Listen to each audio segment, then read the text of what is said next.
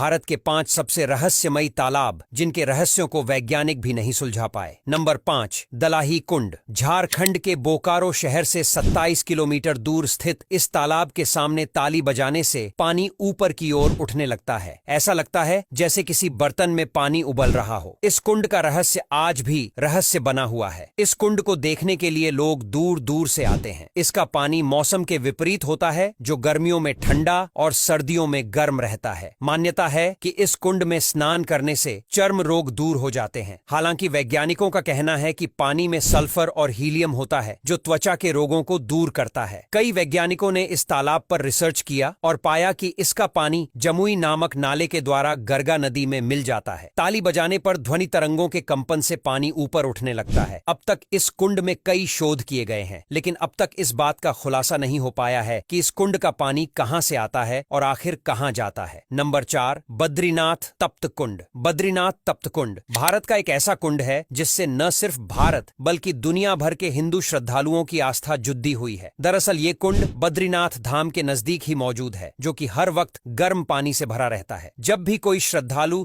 4 धाम यात्रा पर जाता है, तब वो बद्रीनाथ धाम में आने से पहले इस कुंड में स्नान करता है, क्योंकि मान्यता के अनुसार इस कुंड में नहाने से इंसान के सारे पाप धुल जाते हैं। आपको जानकर आश्चर्य होगा कि इस कुंड का पानी सिर्फ गर्मियों में ही गर्म नहीं रहता, बल्कि कड़ीडी ढाके की ठंड में भी गर्म रहता है, जिस कारण हर साल लाखों करोड़ों हिंदू इसमें डुबकी लगाने जाते हैं। हालांकि इसका पानी क्यों गर्म रहता है, इस बारे में कोई भी कुछ नहीं जानता। वैज्ञानिकों ने काफी रिसर्च भी की इस बारे में, लेकिन उनके हाथ भी ज्यादा कुछ नहीं लग सका। नंबर 3, राधा कुंड। राधा कुंड भारत के उत्तर प्रदेश राज्य के मथुरा जिले में स्थित है। राधा कुंड गोवर्धन परिक्रमा में एक प्रमुख मार्ग पर पड़ता है। हिंदुओं के लिए यह तालाब बहुत पवित्र स्थान है। इस तालाब को भगवान श्री कृष्ण का मुकुट कहा गया है, क्योंकि इस जगह की खूबसूरती देखते ही मन मोह लेती है। मान्यता के अनुसार राधा कुंड में नहाने से जिन लोगों के बच्चे नहीं हो रहे होते हैं, उन्हें बच्चे हो जाते हैं। इस तालाब में नहाने की परंपरा सालों से चली आ रही है। कहा जाता है कि कई सारे लोगों के बच्चे इस तालाब में नहाने के बाद हुए हैं। हालांकि वैज्ञानिक इस बात को नहीं मानते, लेकिन लोगों के बीच इसको लेकर कई कहानियां और चमत्कार मशहूर है,